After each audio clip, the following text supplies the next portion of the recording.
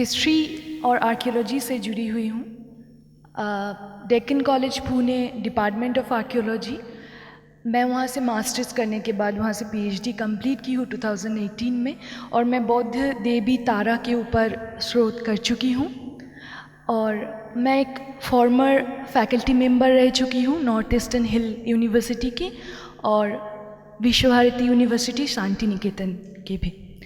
मैं अपने रिसर्च में Buddhist archaeology, Buddhist iconography, mostly sculptures के ऊपर रिसर्च आगे ले जाने की कोशिश कर रही हूँ। और मेरे रिसर्च में मैं वो सारी चीज़ें, इन इश्यूज़ को हाईलाइट करने की कोशिश करती हूँ जो मुझे लगता है कि जिस बारे में डिस्कशन होना बहुत ज़रूरी है। तो इसी सिलसिले में जब मुझे पता चला कि इंटरनेशनल बुद्धिस्ट कॉन्क्लेव होने जा रहा है और ये मेरी फील्ड वर्क के बीच में आता है, actually to be very frank, I was going to my archaeological field for Sankissa and I wanted to have an opportunity for this talk so that I can discuss some of the issues and challenges that we are facing when we talk about Buddhist archaeology, because in the lunch break we are discussing that there are many issues which we face in our separate discipline like archaeology, history, Buddhist studies. But unless until all of us meet and discuss those challenges and issues and then only come up with useful strategy for peace and harmony and sustainable development of everyone under the Buddhist leadership, we cannot approach a better future. So the paper that I had prepared to talk, I don't think that I have a good amount of time to present that. However, it is mostly about conservation of Buddhist sites and cultural landscape in rural and semi-rural environments of Buddhism under Buddhist leadership. So when we talk about Buddhist heritage, there are different kind of concepts what constitute in Buddhist heritage, and there are also opinions where people think Buddhism is only about Buddha's message, but it is also about all those Buddhist people who once lived and participated in propagation and carrying forward the religion. So Buddhist heritage is the aspect where we can understand participation of past Buddhists, not only Buddhist monks, nuns, but also upasakas and upasikas. So it is very important that we talk about Buddhist heritage, as well as we must talk about how Buddhist leadership can be strategically used for protection and conservation of past Buddhist heritage. So in the 2011 census, we saw that only 0.7% of the total Indian population is Buddhist. Or for example, if you go and see in the documents of ASI or state archaeology departments, you will find a very minute number of Buddhist sites which are under protection or documentation. So these approaches, the current living Buddhist population or the only limited number of protected Buddhist sites cannot represent the complete picture or the magnitude of past Buddhism, the glorious episodes of past Buddhism that existed in India. So in the last UNESCO ICC-ROM CHA International Forum on Conservation, we are talking about worldwide conservation here, in 2017, the main issue which was raised was understanding the Asian Buddhist heritage and the prospect of conservation and management and long-term care. How do we long-term care for our Buddhist heritage? It addressed the questions of Buddhist heritage, mean and sites, and specific category of monumental spaces. I mean to say, it opened our eyes to the aspect that Buddhist heritage is not only tangible things. It's not only material things. Buddhist heritage would include, of course, Buddhist monuments, Buddhist sites, Buddhist protected spaces, built environments, but Buddhist heritage also include intangible heritage. For example, Buddhist rituals, Buddhist songs, also there are different literatures and expressions, and also Buddhist, how people are, what kind of emotions and sentiments are involved for intangible Buddhist heritage, as well as natural heritage, Buddhist natural heritage. I think I'd like to quote here from Deepak Anand sir's talk here when he was trying to explain a Buddhist site. For example, Shravasti, or if we talk about Vikramshila or Antichak. So, what ASI can do is I can purchase a plot of land and protect it and say this can be identified as the original site of Savatthi or Shravasti or Vikramshila. Neither it can provide accurate information, but we have to understand that Buddhism always talked about a harmonious relationship between man and environment. It includes ecological features, it included hydrological features. I am talking about hills, sacred hills. There are numbers of sacred hills which were in a harmonious relation for Buddhist activity, Buddhist monasteries as well. So we cannot just pinpoint the main stupa at Antichak and call it the site of Vikramshila when what we need to see is all the land after the Ganga having a hill and the stupa after the hill. So it is a sacred environment that we are talking about. So, however, as we have seen little bit in the morning already in sir's presentation, that since colonial Indology and archaeologist intervention, revival of Buddhist tangible heritage, till now, even with state archaeology departments as well as ASI central archaeological departments as well as endeavors of universities, when we talk about Buddhist heritage, we only see a monument. For example, temple number 3 of Nalanda. But the whole area was part of a bigger Buddhist heritage. Why? Because it included the places where acharyas wrote the sutras. It included different sculptures, and those sculptures are not only Buddhist gods or goddesses. Those sculptures include in them, within their Rupakaya, the concept of Dhammakaya. Even if you look into iconography, you will see that all the iconographic aspects are nothing but paramitas. All those are symbols to make you understand what you need to do to walk in the path of enlightenment.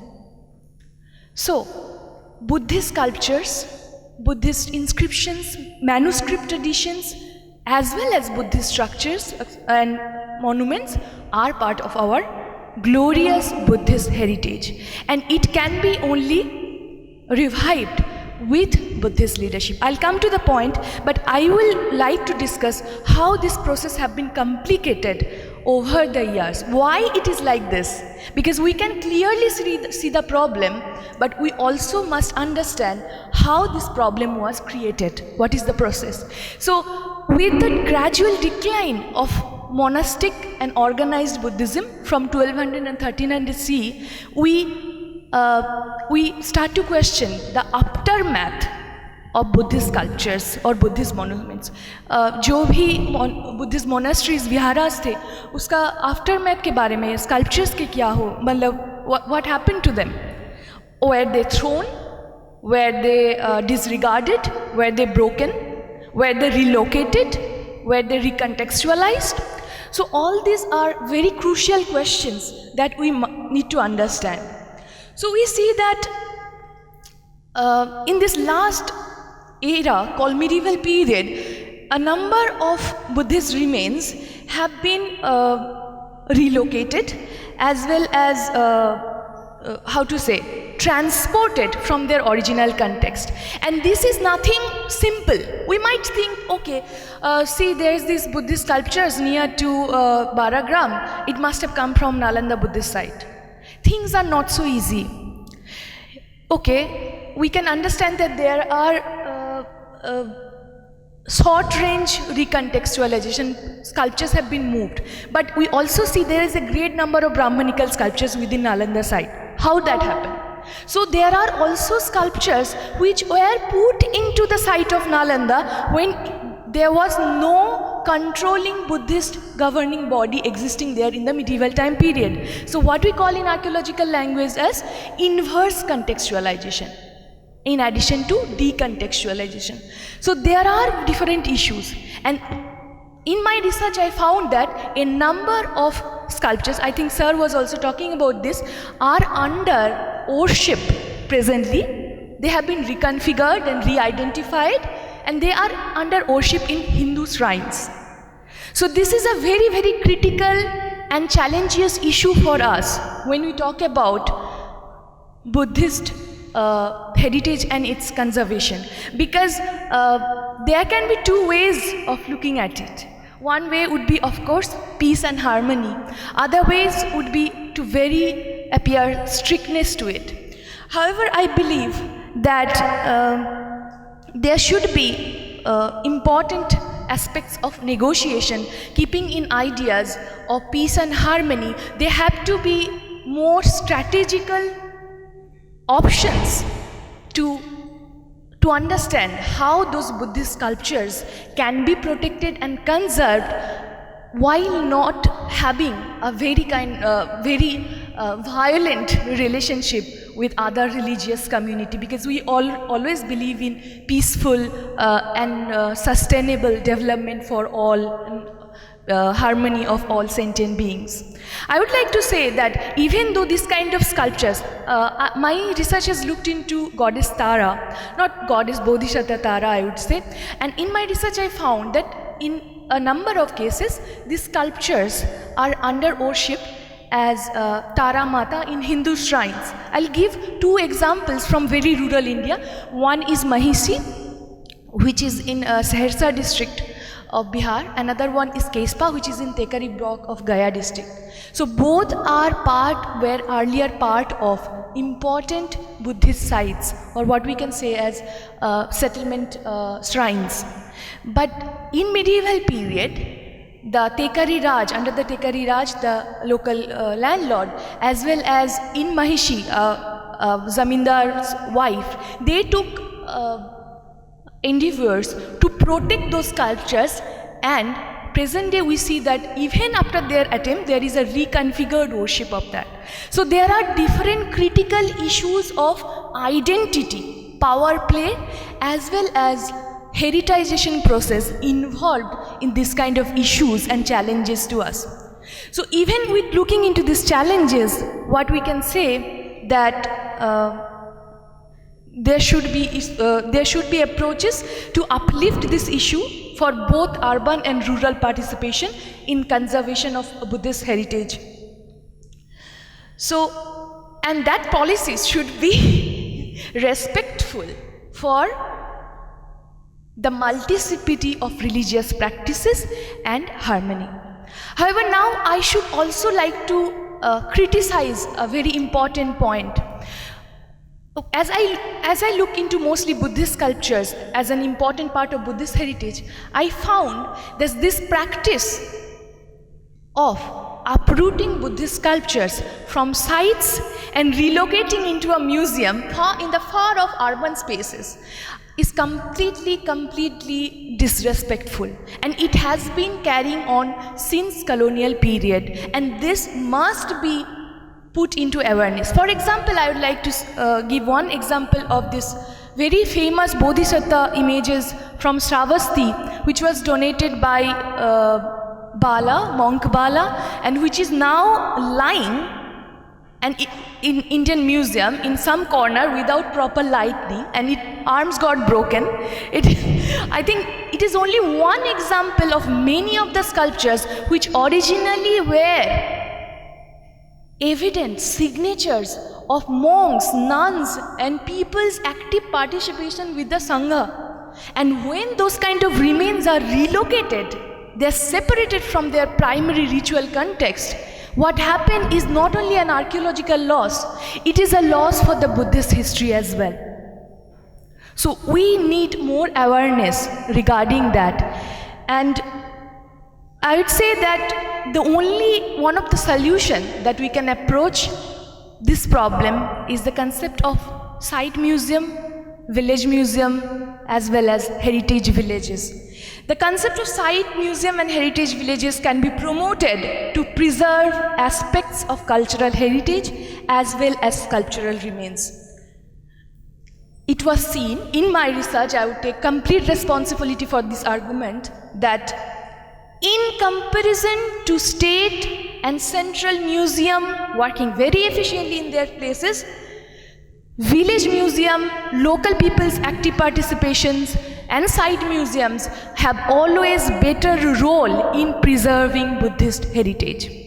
I think I don't need to elaborate this point, because in the morning Deepak Anand sir already shows 2 or 3 case studies where with the engagement of local people, where ASI is, we can see, is not that active, Buddhist past and Buddhist heritage is very much reliving, and their revival can be seen as well.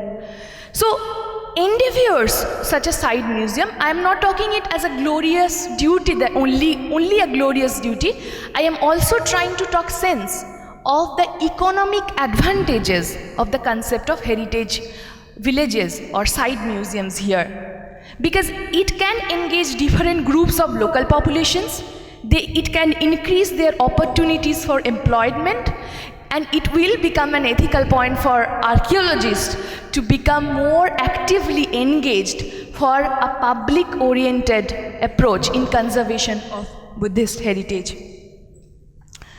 I would also say that community and public engagement are the only possible means through awareness which can procure an end to the theft of sculptures for money in rural India. If we are talking about stealing of Buddhist sculptures, we cannot only just say that people are ignorant, people would get the money and have their livelihood. It is not the case. People are aware. People want to protect their heritage, but only through an active engagement under Buddhist leadership and involvement of archaeologists, historians, and community leaders, that we can spread awareness and we can make this issue heard for that. So in the global South Asia, when we talk about global South Asia, we see this whole concept of heritage is becoming a market now. And I would say so. Why I consider it is a heritage market? Because I can always see a growing disparity, a gap between the rural people who are living with the heritage and big shots leader who sit somewhere and they propagate rules regarding what should be done. So our main motto under Buddhist leadership should be how this gap can be closed and how these issues of Buddhist heritage can be conserved and protection under Buddhist leadership with inclusive approach. And I am not talking about only monk or community leaders. I am also talking about, we need to see that who can be more practically, who can afford to practically involve in the process of conservation of Buddhist monuments, sites, sacred places, as well as intangible heritage. It can be archaeologists, monks, school teachers, students, community leaders, pilgrims, as well as we already have some examples within us. So, I would like to conclude my talk here by saying that only when we have awareness from persons who are working in different fields, who are aware about this issue but not much talked about, they actively participate and promise that no, Buddhist sculptures, Buddhist heritage, Buddhist is for Buddhist people who have been living with it for centuries, and will not let sculptures go into international museums where we can never visit or never pay the fees to see Buddhist sculptures. Recently in the Christie's, sculptures of Bodhisattva Avalokiteshvara was sold for, do you know how much money? I think that much money can pay off Indian people's hunger for some years. It was sold for 120 crores rupees, one sculpture of Avalokiteshvara. So we must come forward now to stop this kind of practices and to have a more peaceful and harmonious relation with tangible and intangible Buddhist heritage. Thank you.